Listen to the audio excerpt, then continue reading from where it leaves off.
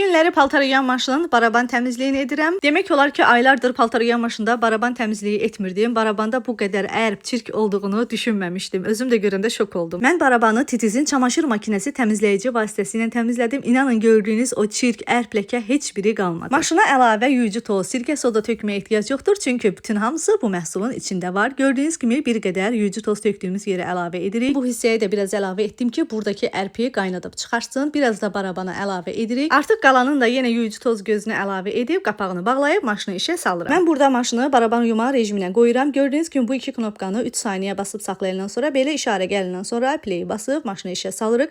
Kimdə baraban yuma rejimi yoxdursa 60 dərəcədə qaynama rejimdə maşını işlədə bilər. Məndə baraban yuma rejimi 1 saat 23 dəqiqə göstərdi. Barabandan çıxan kirli suya baxın. İndi isə gəlin nəticəyə baxaq. Maşının barabanına baxın. Görün necə par-par parıldayır. Rezin kənarlarına baxın. Baraban kənarlarına baxın. Bayaq ki, ərbdən, kirdən əsər əlamət qalmadı.